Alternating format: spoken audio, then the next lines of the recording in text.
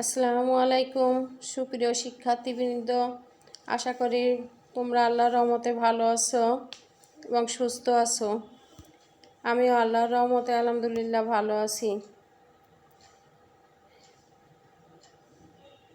পল্লীমঙ্গল দিবা মাধ্যমিক বিদ্যালয়ের অনলাইন ক্লাসের পক্ষ থেকে তোমাদেরকে স্বাগতম জানাচ্ছি। তাহলে চলো আজকে আমরা আমাদের পাঠে প্রবেশ করি। প্রথমে আমার পরিচিতি। তাসলিমা খাতুন, সহকারী প্রধান শিক্ষক, পল্লীমঙ্গল দিবা মাধ্যমিক বিদ্যালয়, খুলনা।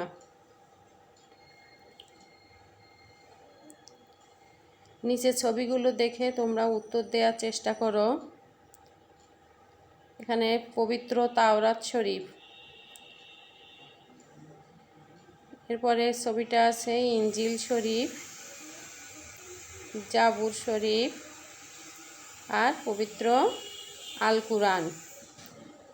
তাহলে চারটি ছবি দেখে তোমরা কি অনুমান করতে পারছো যে এইগুলোকে একত্রে কি বলা হয় বা আমাদের আজকের পাঠের বিষয়বস্তু কি?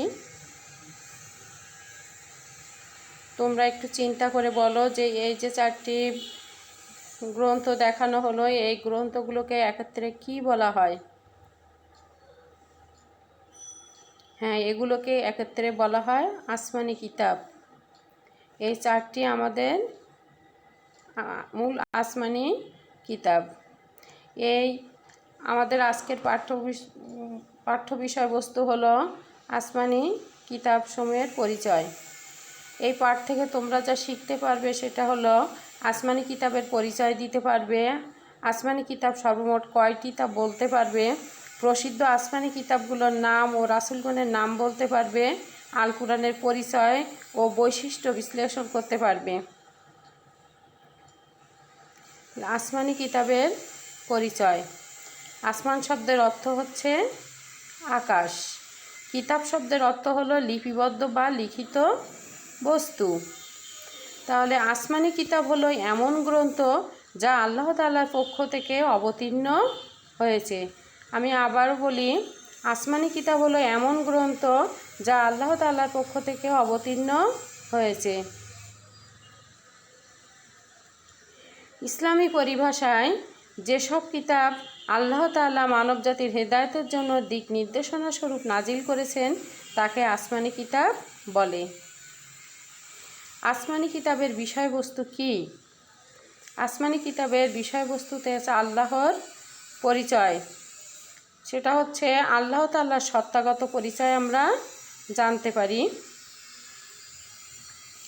খ, আল্লাহ তাআলার গুণাবলীর বর্ণনা। গ নম্বরে আছে নবী রাসূলগণের বর্ণনা। ঘ, পূর্ববর্তী জাতিসমূহের বিবরণ। অবাধ্য ও কাফিরদের পরিণতির বিবরণ। হালাল ও হারামের বর্ণনা। ইসলামী বিধিবিধান সংক্রান্ত বিবরণ। আরও জানতে পারি আমরা শাস্তি ও সতর্কীকরণ বিষয় সম্পর্কে আলোচনা। উপদেশ ও সুসংবাদ সম্পর্কে বিবরণ। আকীদা সংক্রান্ত বিষয়সমূহের বিবরণ। পরকাল সংক্রান্ত বিষয়সমূহের বিবরণ। তাহলে আমরা আসমানি কিতাব থেকে যে বিষয়গুলো উল্লেখ করলাম এই বিষয়সমূহ সম্পর্কে আমরা জানতে পারি। এখন তোমরা ছোট্ট একটি প্রশ্নের উত্তর দিতে পারবে কিনা, সেটা হলো কিতাব শব্দের অর্থ বলতে আমরা কি বুঝি? আসমানি কিতাব কাকে বলে? আসমানি কিতাবের যে বিষয়বস্তুগুলো উল্লেখ করলাম তার থেকে দুইটা বিষয়বস্তুর কথা তোমরা মনে করতে পারো কিনা সবাই সেটা চেষ্টা করো। আচ্ছা, আমাদের এই আসমানি কিতাব সমূহের মধ্যে প্রসিদ্ধ আসমানি কিতাব আছে কয়টি? আল্লাহ তাআলা সর্বমোট 104খানা আসমানি কিতাব নাজিল করেছেন। এই 104খানা আসমানি কিতাবের মধ্য থেকে 4খানা বড় প্রসিদ্ধ, আর 100 খানা হচ্ছে ছোট আসমানি কিতাব। ছোট কিতাবগুলোকে সহিফা বলা হয়। সহিফা অর্থ হচ্ছে ফলক। তাহলে আমাদের যে বড় 4টি আসমানি কিতাব, তার থেকে প্রথমটি হচ্ছে পবিত্র তাওরাত শরীফ। এটি নাজিল হয়েছিল হজরত মুসা আলাইহিস সালামের উপর। এরপরের কিতাব ছিল জাবুর। জাবুর কিতাব নাজিল হয়েছিল হজরত দাউদ আলাইহিস সালামের উপরে। 3 নম্বরে আছে ইনজিল শরীফ। এই ইনজিল শরীফ কিতাবটি নাজিল হয়েছিল হজরত ঈসা আলাইহিস সালামের উপরে। এরপরে সর্বশেষ যে আসমানি কিতাব, সেটা হচ্ছে আল কুরআন। এই পবিত্র আল কুরআন নাজিল হয়েছিল বিশ্বনবী হজরত মুহাম্মদ সাল্লাল্লাহু আলাইহি ওয়াসাল্লামের উপরে। আর 100 খানা সহিফা মোট 4 জন নবীর উপর নাজিল হয়েছিল।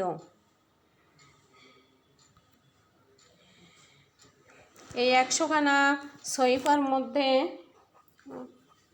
হজরত আদম আলাইহিস সালামের উপরে 10 খানা নাজিল হয়েছে।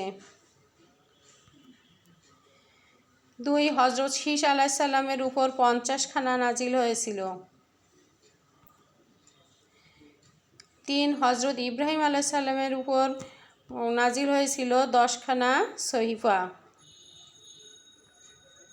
হজরত ইদ্রিস আলাইহিস সালামের উপর 30 খানা সহিফা নাজিল হয়েছিল। তাহলে আমরা জানতে পারলাম যে 4 জন নবীর উপরে 4টি বড় বড় আসমানি কিতাব নাজিল হয়েছিল এবং বাকি 100 খানা সহিফা নাজিল হয়েছিল অন্য 4 জন নবীদের উপরে। তার বর্ণনা তোমরা ইতিমধ্যে পেয়েছো। আমি মনে করি তোমরা এগুলো খাতায় লিখে রাখবে, যাতে পরবর্তীতে তোমরা এগুলো দেখতে পারো এবং এগুলো রিভাইজ দিতে পারো।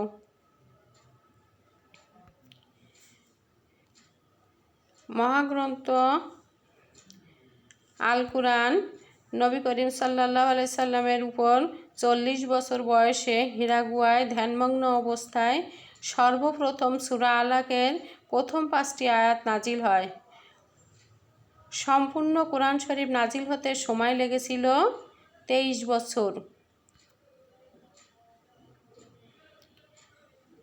পবিত্র আল কোরআনে 30টি পারা আছে, 114টি সূরা আছে এবং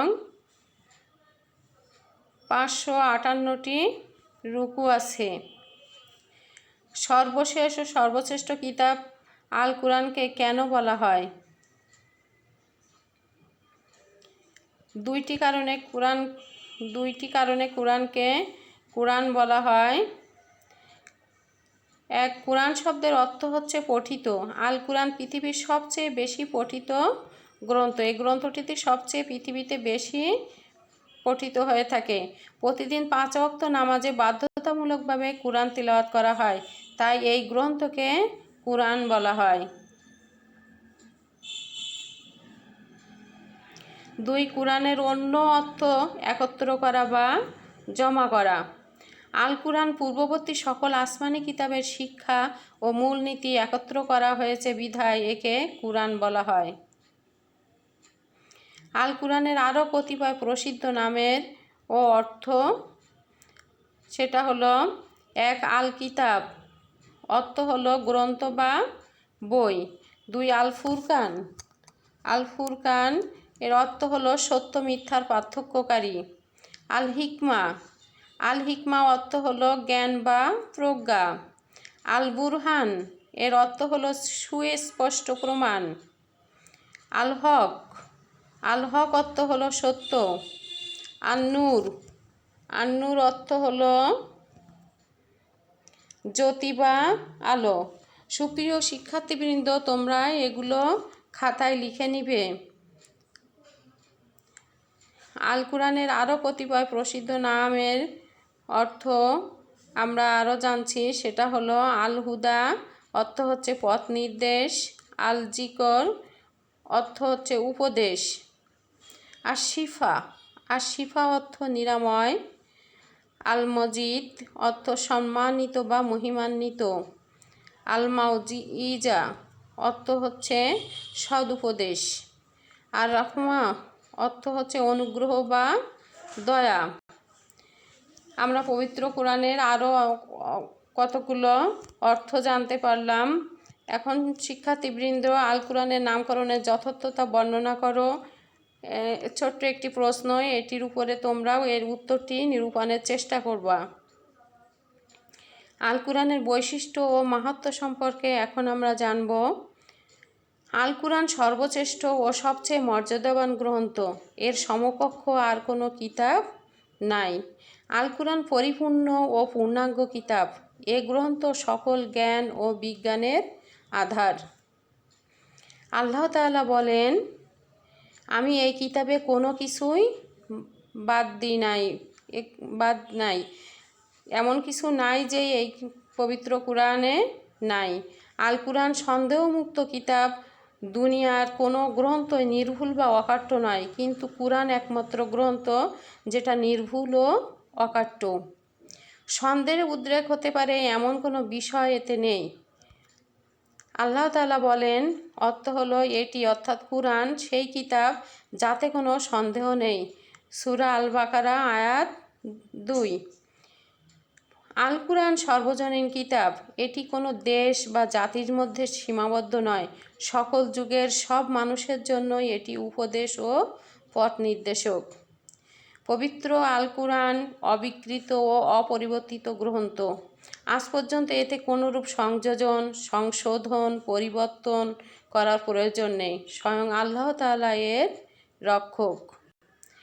আল্লাহ তাআলা বলেন, অর্থ, আমি কোরআন অবতীর্ণ করেছি এবং আমি এর সংরক্ষক। সূরা আল হিজর আয়াত 9।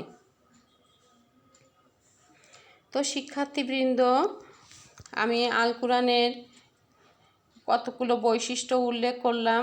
তোমরা এর মধ্য থেকে 5টি বৈশিষ্ট্য লেখার চেষ্টা করবা। আমি আশা করি সবগুলোই তোমরা মনে রাখবা বা মুখস্থ করার চেষ্টা করবা। তার মধ্য থেকে যে কোনো সময় যেন কোনো প্রশ্নের উত্তর দিতে পারো, সেরকমভাবে নিজেদেরকে তৈরি করতে হবে। এখন অনলাইন ক্লাসে সেভাবে মূল্যায়নের ব্যবস্থা নাই, তারপরেও আমি ছোট ছোট কয়েকটি প্রশ্ন করব। তোমরা, আমি আশা করি এগুলোর উত্তর দিতে পারবে। প্রশ্ন নাম্বার 1, হযরত আদম আলাইহিস সালামের উপর কতখানা কিতাব নাজিল হয়েছিল? প্রশ্ন 2, আল ফুরকান অর্থ কী? প্রশ্ন নাম্বার 3, আল কোরআনে কয়টি রুকু আছে? প্রশ্ন নাম্বার 4, আল কোরআনের বৈশিষ্ট্য হলো এটি পরিপূর্ণ কিতাব, এটি কঠিন ভাষার কিতাব, এটি পূর্ণাঙ্গ কিতাব। নিচের কোনটি সঠিক? 1 ও 2, 2 ও 3, 1 ও 3, 1, 2, 3। তোমরা এই উত্তরগুলো নির্বাচন করার চেষ্টা করবে। এখন তোমাদের একটি বাড়ির কাজ দিয়ে দিব, যেটি তোমরা রেডি করে রাখবে। আমি পরবর্তী ক্লাসে এ সম্পর্কে তোমাদের কাছে খোঁজ নিব, জানতে চাইব যে তোমরা এই কাজটি করতে পারছো। বাড়ির কাজটি হলো, আমি এই কিতাবে কোনো কিছুই বাদ দিইনি। এই কথাটির ব্যাখ্যা তোমরা লিখে রাখবে। তো শিক্ষার্থীবৃন্দ, তোমাদের আসমানি কিতাবসমূহ সম্পর্কে আলোচনা করা হলো। আমি আশা করি এই ক্লাসটি থেকে তোমরা অনেকটা উপকৃত হবে। আমাদের আসমানি কিতাবসমূহ সম্পর্কে তোমরা জানতে পারবে। 4টি বড় বড় আসমানি কিতাব ও 100খানা সহিহ সম্পর্কে জানতে পারবে, এবং বড় কিতাবগুলো কোন কোন নবীর উপরে, সহিহগুলো কোন কোন নবীর উপরে নাজিল হয়েছিল সেগুলো সম্পর্কে জানতে পারবে। এবং তোমরা আরও বেশি করে বই পড়ে বইয়ের থেকে জ্ঞান লাভ করবে। তাহলে তোমরা বিষয়টি সম্পর্কে জানতে পারবে এবং পরীক্ষার জন্য তোমাদের উপকারী হবে। তো আজকের মতো সবাইকে ধন্যবাদ। আবার তোমার সাথে পরবর্তী কোনো ক্লাসে দেখা হবে। আল্লাহ হাফেজ।